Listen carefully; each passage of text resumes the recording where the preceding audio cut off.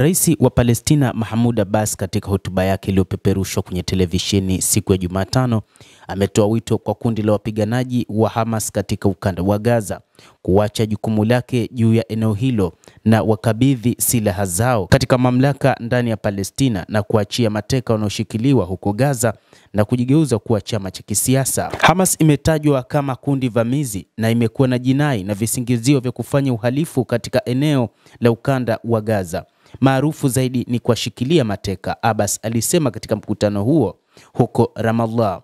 Mimi ndiye ninayelipa gharama, watu wetu wanalipa gharama, sio Israel. Hata hivyo, rais huyo wa mamlaka ya Palestina Mahmoud Abbas amesema hayo katika hotuba yake wakati wa mkutano katika mji wa Ukingo wa Magharibi wa Ramallah, ambapo anatarajiwa kutaja mrithi wake, ikiwa ni sehemu ya juhudi za kujibu mashaka ya kimataifa juu ya uwezo wa mamlaka ya Palestina katika wakati muhimu kwa eneo hilo.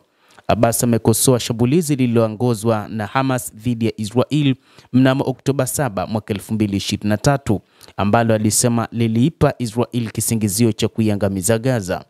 Israel ilianzisha kampeni yake ya kijeshi dhidi ya Hamas huko Gaza baada ya shambulio lililoongozwa na Hamas. Hamas ambayo inapinga juhudi za Abbas katika kuleta amani na Israel imemshutumu kwa kukandamiza makundi ya wapiganaji katika Ukingo wa Magharibi unaokaliwa na Israel. Haikutoa maoni mara moja juu ya matamshi mapya ya Abbas. Abbas aliwataka viongozi wa dunia kuilazimisha Israel kukomesha vita huko Gaza, kuvuta vikosi vyake na kukomesha shughuli za makazi ya Kiyahudi katika maeneo yanayomilikiwa na Palestina, akiongeza kuwa hakuweza kuwa na amani hadi Wapalestina watakapoanzisha dola katika mipaka iliyokuwapo kabla ya vita vya Mashariki ya Kati mwaka 1967.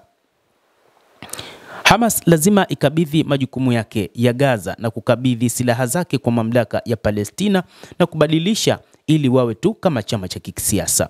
Tuko tayari kuwapokea, anasema Mahmoud Abbas. Mtazamaji wa The World News, endelea kutufuatilia, na ni kile ambacho kimeelezwa na Mahmoud Abbas, kiongozi wa mamlaka ya Palestina, ambapo anataka kuona kundi la Hamas likikabidhi silaha, na mpango wake ni kuona hali ya amani inakuwepo katika eneo hilo la ukanda wa Gaza. Na wakati huu wengi wanatarajia kuona kauli ama kusikia kauli ya wapiganaji hao wa Hamas katika eneo la ukanda wa Gaza, kuona ni nini ambacho wanakieleza baada ya kauli ya Mahmoud Abbas, rais wa mamlaka ya Palestina, ambaye anatafuta mrithi wake, lakini pili anawataka wapiganaji hao wabadilike na kuwa chama cha kisiasa baada ya wanaharakati wapiganaji wa kijihadi katika eneo la Mashariki ya Kati, hasa katika ukanda wa Gaza.